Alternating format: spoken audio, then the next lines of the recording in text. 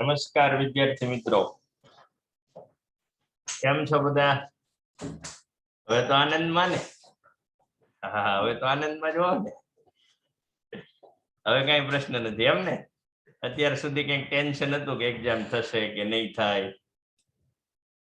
હવે ફાઇનલ થઈ ગયું કે હવે કોઈ એક્ઝામ થવાની નથી. રેડી, ફાઇનલી તમને પ્રમોશન આપી દેવામાં આવ્યું. હવે રેડી, કેટલીક બીજી અગત્યની રેડી જે બાબતો રેડી સૂચનાઓ છે એ હમણાં લવજી સર આવશે રેડી ત્યારે તમને કહેશે.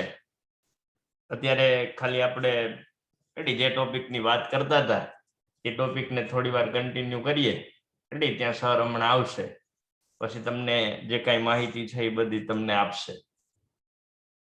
ઓકે, પણ રેડી લેક્ચર ની અંદર જે ટોપિકની આપણે વાત કરતા હતા એ ટોપિકમાં થોડા ઘણા આગળ જઈએ. રેડી, પ્રમોશન આપી દીધું છે તો ગંભીરતા ગુમાવવાની નથી, હે ને? ગંભીરતા રહેવી જોઈએ. અને અમુક તો એટલા બધા ખુશ થયા છે તો રેડી આ સ્ક્રીનમાં તમારા ચહેરાઓ નથી હમાતા.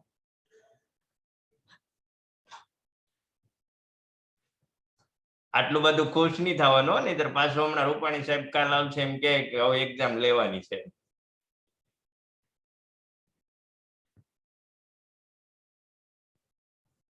ના ના, હવે એવું કઈ નથી થવાનું, ટેન્શન નહીં લેતા. ઓકે, આપણે ગઈકાલે એક યુનિટ નંબર 9 આનુવંશિકતા અને ઉદ્વિકાસ આ ચેપ્ટરની રેડી શરૂઆત કરી હતી.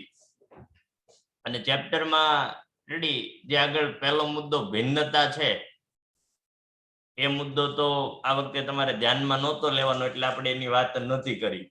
રેડી, આપણે સીધા જ આનુવંશિકતા ઉપર ગયા હતા. તો આનુવંશિકતા શું છે એ તમને ખ્યાલ છે? આનુવંશિકતા એટલે શું? આપણે એની રેડી વિસ્તારથી વાત ગઈકાલે કરી હતી. આનુવંશિકતા એટલે શું? રેડી, તો આનુવંશિકતા કોને કહેવાય? તો પિતૃ પેઢીમાંથી સતતીમાં થતા લક્ષણોના સ્થળાંતરણને આનુવંશિકતા કહે છે.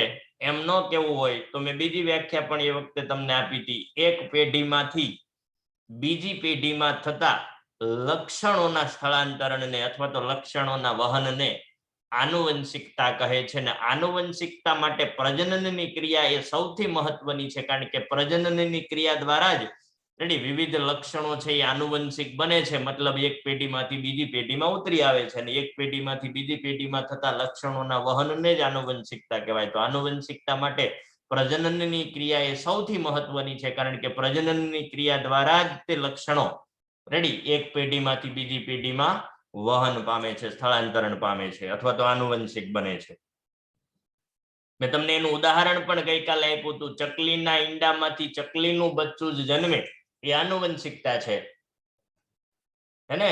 માનવ સ્ત્રી ફક્ત બાળકને જન્મ આપે એ આનુવંશિકતા છે. એક પેઢીમાંથી બીજી પેઢીમાં લક્ષણોનું સ્થળાંતરણ થાય એટલે જે નવી પેઢી જન્મે એ પ્રથમ પેઢી પહેલી પેઢી જેવી જ હોય.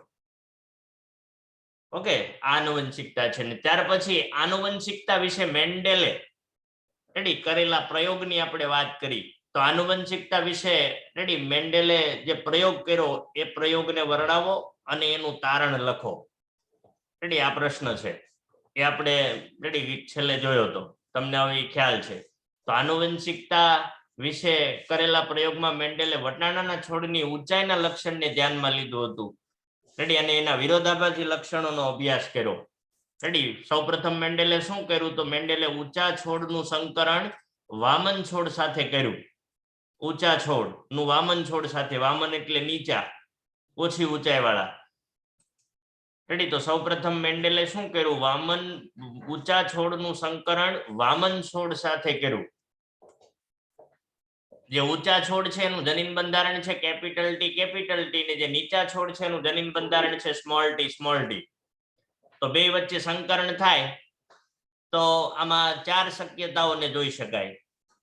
રેડી, કેપિટલ ટી આ સ્મોલ ટી સાથે જોડાય તો જે નવો છોડ બને એનું જનીન બંધારણ થાય કેપિટલ ટી સ્મોલ ટી.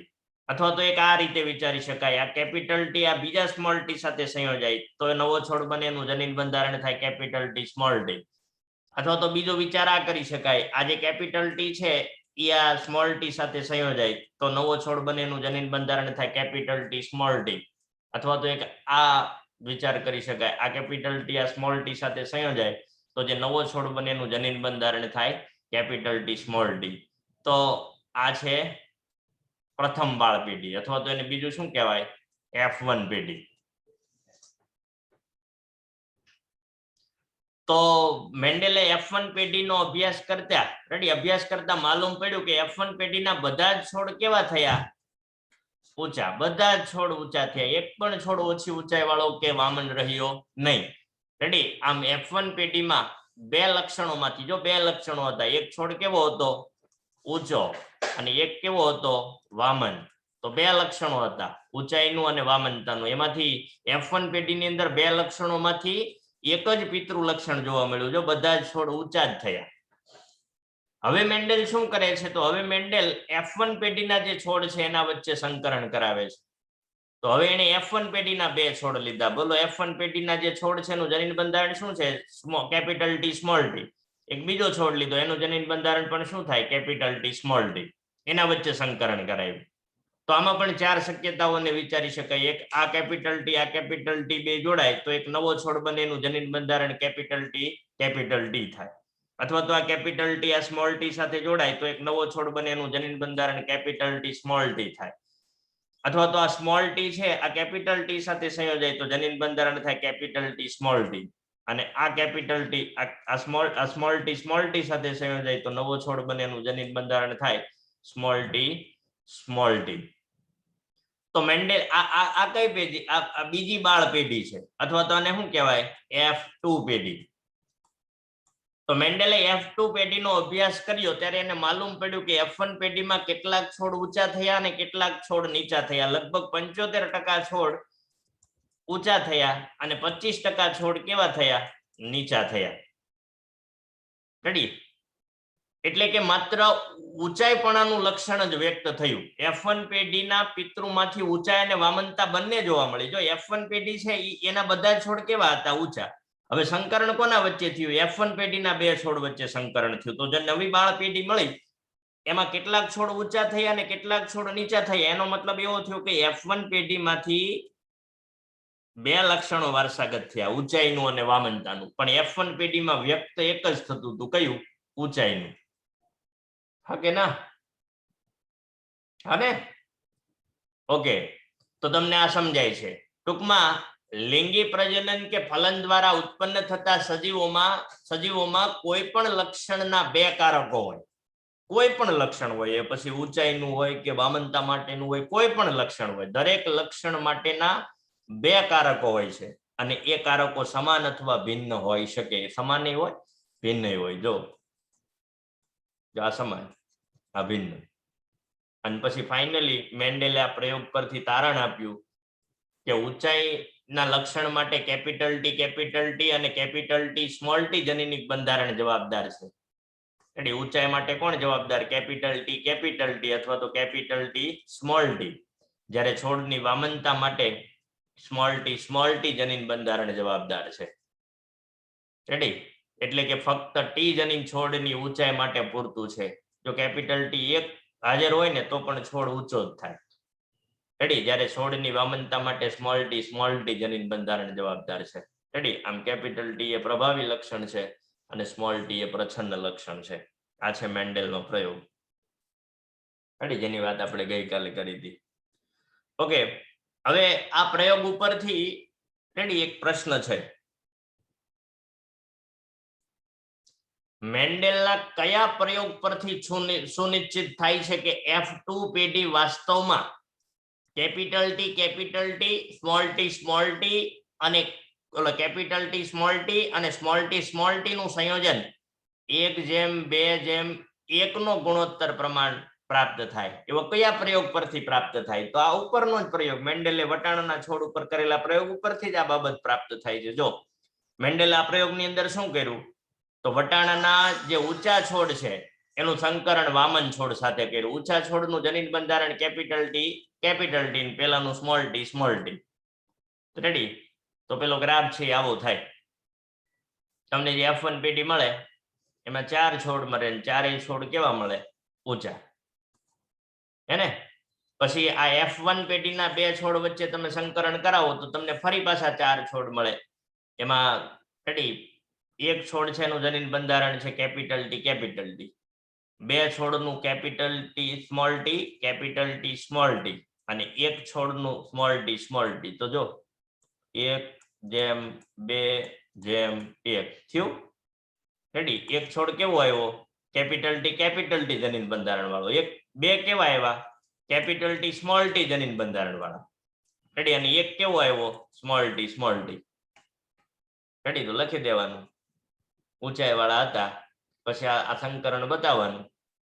પરંતુ જ્યારે F1 પેઢીના છોડ વચ્ચે રેડી સ્વપરાગનયન દ્વારા જે બીજી પેઢી પ્રાપ્ત થાય એમાં કેપિટલ ટી સ્મોલ ટી પ્રકારના ઊંચા છોડ તથા સ્મોલ ટી પ્રકારના નીચા છોડ હતા. પછી આ આવડું આ સંકરણ બતાવી દેવાનું. એટલે કે અહીં કેપિટલ ટી સંયોજન 1 છે, કેપિટલ ટી સંયોજન 2 છે અને સ્મોલ ટી સંયોજન 1 છે. આથી F2 પેઢીમાં વાસ્તવમાં કેપિટલ ટી સ્મોલ ટી નું સંયોજન 1:2:1 નો ગુણોત્તર પ્રમાણ પ્રાપ્ત કરે છે તેમ કહી શકાય. તો એ તો ઉપરનો પ્રયોગ તમને સમજાઈ ગયો હોય તો એ જ વાત છે, એ અલગ નથી. ઓકે, આગળ 10 નંબર. મેન્ડેલના પ્રયોગ દ્વારા કેવી રીતે સમજી શકાય? મેન્ડેલના પ્રયોગ દ્વારા કેવી રીતે સમજી શકાય કે લક્ષણ પ્રભાવી અથવા પ્રચ્છન્ન હોય? મેન્ડેલના પ્રયોગ દ્વારા કેવી રીતે સમજી શકાય કે લક્ષણ છે એ પ્રભાવી અથવા તો પ્રચ્છન્ન હોય? તો જો મેન્ડેલે વટાણાના ઊંચા છોડનું સંકરણ વામન છોડ સાથે કર્યું એટલે F1 પેઢી પ્રાપ્ત થઈને F1 પેઢીના બધા જ છોડ ready capital T small T ઊંચાઈ વાળા હતા. મતલબ એનું જનીન બંધારણ કેવું હતું? Capital T small T. એને જો F1 પેઢી છે બધાય ઊંચા ને જનીન બંધારણ કેવું? Capital T small T, capital T small T, capital T small T, capital T small T.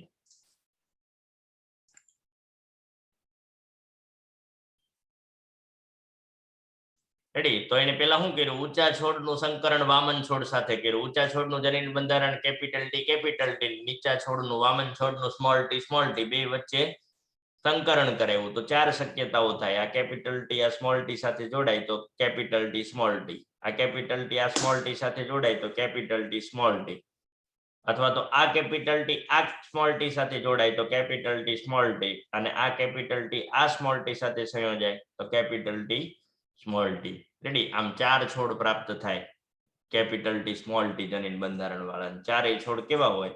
ઊંચા. આમ અહીં ઉપરોક્ત પ્રયોગ પરથી કહી શકાય કે ફક્ત ટી જનીનની હાજરીને લીધે જ બધા છોડ ઊંચાઈ વાળા પ્રાપ્ત થાય છે. ટી જનીનની હાજરીને લીધે જો બધા એમ ટી હાજર છે, જો કેપિટલ ટી થાય છે. આથી ટી જનીને પ્રભાવી લક્ષણ છે. એટલે આ છોડ કેવો થયો? ઊંચો થયો. તો આમાં ઊંચાઈ માટેનું જનીન કોણ છે? Capital T. તો વ્યક્ત કેપિટલ ટી જ થયું ને. વામનતા માટેનું આ સ્મોલ ટી. તો આ છોડ વામન રહે છે? નહીં, આ છોડ ઊંચો થાય છે. એનો મતલબ એવો થાય છે કે આ જે છોડ છે ને એ આ કેપિટલ ટી જનીનની હાજરીને લીધે ઊંચો થાય છે. માટે કેપિટલ ટી એ પ્રભાવી લક્ષણ છે. અહીં સ્મોલ ટી જનીન હાજર હોવા છતાં તેના લક્ષણો છોડમાં જોવા મળતા નથી. આથી સ્મોલ ટી જનીનને પ્રચ્છન્ન લક્ષણ અથવા તો પ્રચ્છન્ન જનીન કહે છે. તો પ્રયોગ તમને ઉપરનો સમજાયો હોય તો આ એમાંથી જ બનાવેલા પ્રશ્નો છે, એટલે આ કોઈ અલગ વાત નથી. 11 નંબર. આનુવંશિકતા વિશે મેન્ડેલે વટાણાના બીજ ઉપર કરેલા પ્રયોગો વર્ણવો અને એનું તારણ લખો. આ બીજો પ્રયોગ છે. હવે મેન્ડેલે વટાણાના બીજ ઉપર પ્રયોગ કર્યો આનુવંશિકતાને સમજાવવા. રેડી વટાણાના પેલા શું ધ્યાનમાં લીધું ઊંચાઈનું લક્ષણ ધ્યાનમાં લીધું તો હવે એ બીજનો રંગ છે રેડી બીજનો આકાર છે બીજા બે લક્ષણોને ધ્યાનમાં લે છે એટલે આનુવંશિકતા વિશે મેન્ડેલે વટાણાના બીજ ઉપર કરેલો પ્રયોગ વર્ણવો અને એ પ્રયોગનું તારણ આપો તો જો આનુવંશિકતાના અભ્યાસ માટે મેન્ડેલે વટાણાના બે લક્ષણો વટાણાના બીજના બે લક્ષણો ધ્યાનમાં લીધા જેવા કે રંગ અને બીજનો આકાર બીજના બે લક્ષણોને ધ્યાનમાં લીધા બીજનો રંગ અને બીજનો આકારને પસંદ કર્યા અને એ પ્રયોગ નીચે પ્રમાણે છે રેડી પહેલા મેન્ડેલે શું લીધું ગોળ અને પીળા બીજ ગોળ અને પીળા બીજ લીધા અને બીજું ખડબચડા અને લીલા બીજ લીધા અને બે વચ્ચે શું કરાયું સંકરણ બે વચ્ચે શું કરાયું સંકરણ પીળા રંગ અને ગોળાકાર બીજ ધરાવતા છોડનું જો લીલા અને ખડબચડા બીજ ધરાવતા છોડની સાથે સંકરણ કરાયું એટલે પીળા અને ગોળ બીજ નું સંકરણ કરાયું કોની સાથે લીલા અને ખડબચડા બીજની સાથે તો જો ગોળાકાર માટે બીજની ગોળાકાર માટે જે જનીન બંધારણ છે એ કેપિટલ આર છે એવું આપણે ધારી લઈએ રેડી ગોળ બીજ માટેનું જવાબદાર જનીન છે કેપિટલ આર પીળા રંગ માટેનું જે જનીન બંધારણ છે આપણે ધારી લઈએ છીએ કે કેપિટલ વાય એવી જ રીતે એક બીજા બીજ લીધા ખડબચડા અને લીલા રંગના તો ખડબચડા જે છે બીજ એના માટે જવાબદાર જનીન આપણે ધારી લઈએ છીએ સ્મોલ આર અને જે લીલા બીજ છે લીલા રંગના જે બીજ છે એના માટે જવાબદાર જનીન છે સ્મોલ વાય ઓકે ફાઇનલ તો જો આમાંથી બે શક્યતાઓ છે પણ બે એક જેવી જ થાય જો આ કેપિટલ આર આ કેપિટલ વાય સાથે જોડાય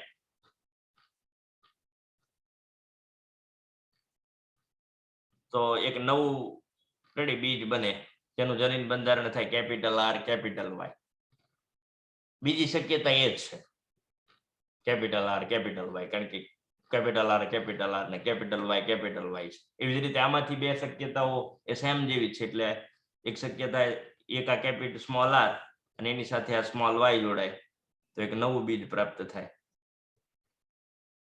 બોલો આ જે બીજ છે કેપિટલ આર વાય જનીન બંધારણ વાળું આ કેવું હશે ગોળ અને પીળા રંગનું હશે કારણ કે આમાં કેપિટલ આર અને કેપિટલ વાય છે કેપિટલ આર એ શું છે ગોળ બીજ માટે જવાબદાર જનીન છે અને આ કેપિટલ વાય શું છે પીળા રંગના બીજ માટે જવાબદાર જનીન છે તો આ જે બીજ છે એનું જનીન બંધારણ કેપિટલ આર વાય છે તો આ બીજ કેવું હશે ગોળ અને પીળા રંગનું એવી જ રીતે આ સ્મોલ વાય તો સ્મોલ આર છે તો સ્મોલ આર એ ખડબચડા આકાર માટે જવાબદાર જનીન છે તો આ બીજ છે એ ખડબચડું હશે અને પેલો સ્મોલ વાય એટલે બીજનો રંગ કેવો હશે લીલો રેડી હવે આની વચ્ચે સંકરણ થાય રેડી તો આમાં એક શક્યતા છે કેપિટલ આર અને આ small R ready capital R small R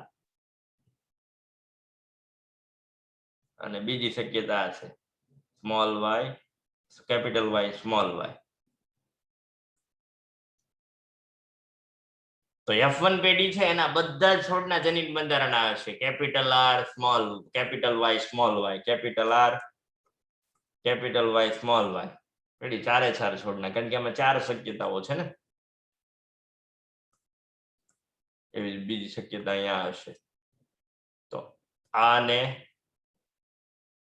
આને આ તો એક આવી રીતે આમાં જ મેળવો એવી જ રીતે એક આમાંથી મળે રેડી તો આ F1 પેઢી છે F1 પેઢીના બધા છોડ કેવા હશે capital R capital Y small Y તો આર કેપિટલ એટલે ગોળ હશે અને વાય એટલે પીળા ગોળ અને બીજ રેડી ગોળાકાર અને પીળા રંગના છે જો નીચે લખ્યું છે જો પીળા રંગ અને ગોળાકાર બીજ ધરાવતા છોડનું જો લીલા રંગ અને ખડબચડા બીજ ધરાવતા છોડની સાથે સંકરણ કરવામાં આવે તો પ્રાપ્ત થતી સંતતિ એટલે કે F1 પેઢીના બધા જ છોડ પીળા રંગ અને ગોળાકાર બીજ ધરાવતા હશે. જો એનો રંગ એનું જનીન બંધારણ શું છે? Capital R small r capital Y small y. તો જો આમાં કેપિટલ R હાજર છે એટલે આ છોડ કેવો હશે? ઓલું બીજ કેવું હશે? ગોળાકાર. બીજો આમાં કેપિટલ Y હાજર છે એટલે આ જે બીજ છે એનો રંગ કેવો હશે? પીળો. તો બધા જ છોડ અથવા તો બધી જ સંતતિ પીળા રંગ અને ગોળાકાર બીજ ધરાવતી હશે, બધી જ સંતતિ. હવે મેન્ડેલ શું કરે છે? તો હવે મેન્ડેલ આજે F1 પેઢીના જે બે છોડ છે એની વચ્ચે શું કરાવે છે? સંકરણ. F1 પેઢીના બે છોડ વચ્ચે સંકરણ કરાવે છે. તો F1 પેઢી છે, F1 પેઢી એનું એકનું જનીન બંધારણ શું થાય? જો F1 પેઢીના બે છોડ એટલે એકનું જનીન બંધારણ capital R capital small r capital Y small y થાય, તો બીજાનું ઈ જ થાય. હા કે ના? તો આમાં ટોટલ રેડી કેટલી શક્યતાઓને વિચારી શકાય? રેડી, આમાં કેટલી શક્યતાઓને વિચારી શકાય? 4 શક્યતાઓ રેડી આના માટે વિચારી શકાય ને 4 શક્યતાઓ રેડી આના માટે વિચારી શકાય. તો જો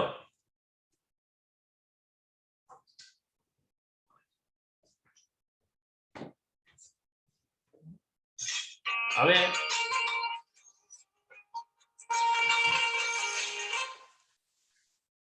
F1 પેઢી છે, F1 પેઢી એનું જનીન બંધારણ શું થાય? કેપિટલ R સ્મોલ r અને કેપિટલ Y સ્મોલ y. આ જનીન બંધારણ કોનું છે?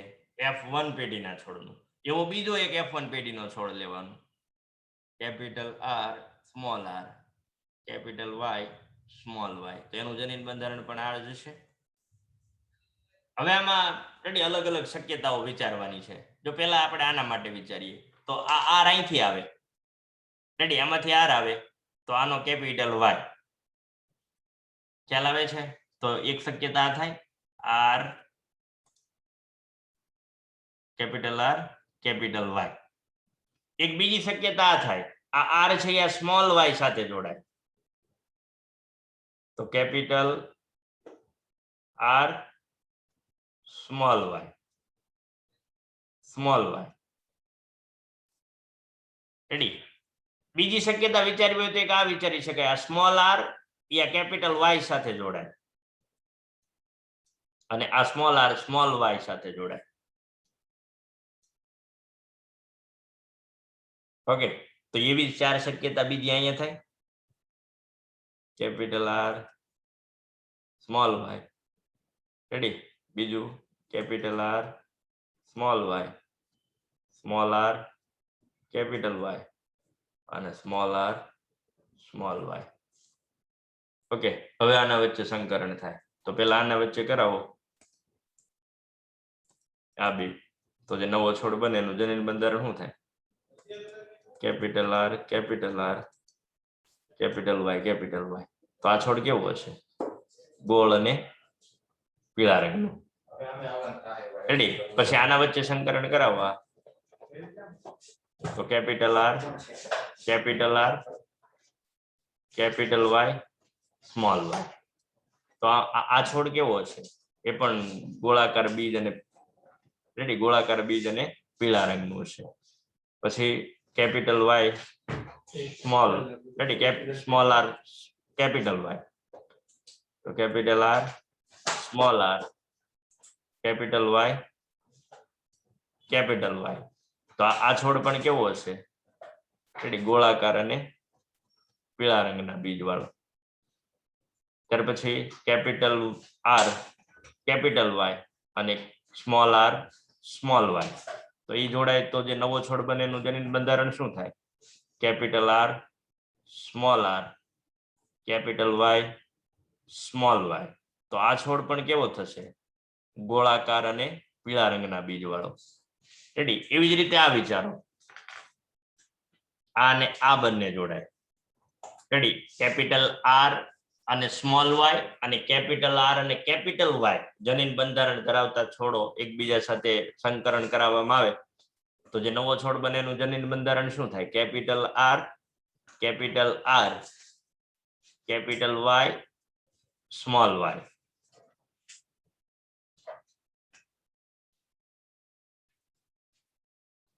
ઓકે,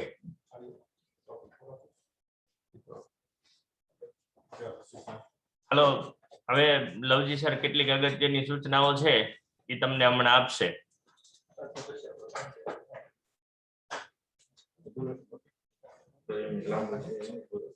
રેકોર્ડિંગ કરવાનું છે કે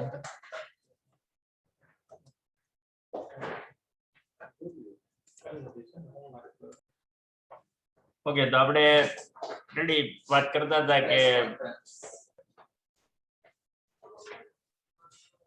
પીળા રંગ અને ગોળાકાર બીજ ધરાવતા સંકરણ છોડનું સંકરણ જો ખડબચડા બીજ અને રેડી લીલા રંગના બીજ ધરાવતા છોડ સાથે કરવામાં આવે તો જે પ્રાપ્ત થતી જે સંતતિ છે એટલે કે F1 પેઢી છે એના બધા જ છોડ પીળા રંગ અને ગોળાકાર બીજ ધરાવતા થાય. પછી મેન્ડેલે એ F1 પેઢીના બે છોડ વચ્ચે સંકરણ કરાવ્યું. રેડી, તો આપણે એની શક્યતાઓ વિચારતા રેડી. પછી હવે આ R Y, capital R, small Y અને આ કેપિટલ આર, સ્મોલ વાય એની સાથે જો એનું સંકરણ કરવામાં આવે રેડી, તો જે નવી સંતતિ ઉત્પન્ન થાય એનું જનીન બંધારણ શું થાય? Capital R, capital R, small Y, small Y. હે ને? Capital R, capital R, small Y, small Y. તો ઈ છોડ કેવો થશે? ગોળાકાર અને પીળા રંગનો. પછી આ ને આ, તો capital R, small R, capital Y, small Y. તો આ કેવો થશે? ગોળાકાર અને પીળા રંગના બીજ વાળો. પછી આ ને આ, તો capital R, small R, small Y, small Y. તો આ છોડ કેવો થશે? Capital R, small R, small Y, small Y. તો ગોળાકાર તો હશે પણ લીલા રંગના બીજ વાળો હશે. હે ને? Small Y, small Y. Small લીલા રંગ માટે જવાબદાર જનીન છે સ્મોલ વાય, સ્મોલ વાય. તો ગોળાકાર અને લીલા રંગના બીજ વાળું થાય.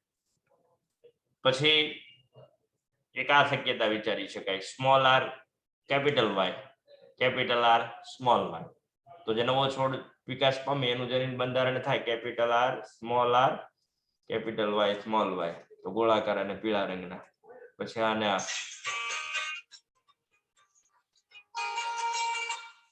Capital R, small R, ready, અને કેપિટલ વાય, સ્મોલ વાય. તો આ પણ ગોળાકાર અને પીળા રંગના બીજ વાળો. પછી આ ને આ, તો small R, small R, capital Y, capital Y.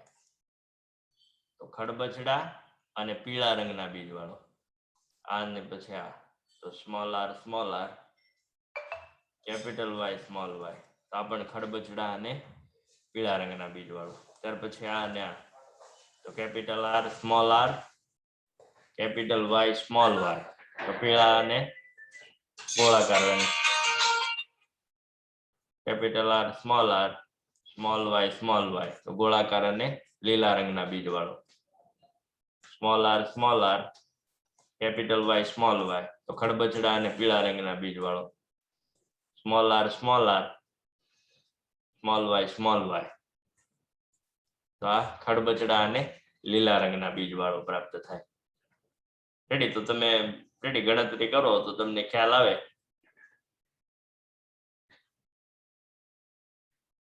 અહીં ઉપરોક્ત કોષ્ટક પરથી F2 પેઢીમાં વિવિધ પ્રકારના છોડનું નિર્માણ થાય. જો આ વિવિધ પ્રકારના છોડનું નિર્માણ થાય. આ બધા F1 પેઢીના છોડ છે. કેટલાક છોડ એવા છે જે ગોળ બીજ અને પીળા રંગ ધરાવતા, કેટલાક છોડ ગોળ બીજ અને લીલો રંગ ધરાવતા, કેટલાક ખડબચડા બીજ અને પીળો રંગ અને કેટલાક ખડબચડા બીજ અને લીલો રંગ. મેં તમને હમણાં બધી જ વાત કરી. અને ફાઇનલી પછી આ પ્રયોગ પરથી તારણ આપ્યું મેન્ડેલે. આ પ્રયોગ પરથી 3 તારણો આપ્યા એને. પહેલું, પીળા રંગનું અને લીલા રંગનું લક્ષણ તથા ગોળાકાર અને ખડબચડા રંગનું લક્ષણ સ્વતંત્ર રીતે આનુવંશિક થાય. સ્વતંત્ર રીતે આનુવંશિક થાય. રેડી, પીળા રંગનું બીજ માટે પ્રભાવી જનીન વાય છે અને લીલા રંગના બીજ માટે પ્રચ્છન્ન જનીન સ્મોલ વાય છે. ઓલામાં કેપિટલ વાય ને આમાં સ્મોલ વાય. ત્યારે ગોળાકાર બીજ માટે પ્રભાવી જનીન કેપિટલ આર છે અને ખડબચડા બીજ માટે પ્રસન્ન જનીન સ્મોલ આર છે. રેડી? એટલે જ્યાં કેપિટલ વાય હશે એ છોડ પીળા રંગનો જ થશે. જ્યાં રેડી કેપિટલ આર હશે એ છોડ ગોળાકાર બીજ વાળો થશે. ખ્યાલ આવે છે? તો આ મેન્ડેલે આ પ્રયોગ ઉપરથી પછી ફાઇનલ તારણ આપ્યું. ઓકે, હવે એને રિલેટેડ જે કઈ બીજા પ્રશ્નો છે એની વાત પછી રેડી નેક્સ્ટ લેક્ચર ની અંદર કરશું. અહીંયા રેડી અહીંયા સુધી રાખીએ છીએ. Okay, thank you.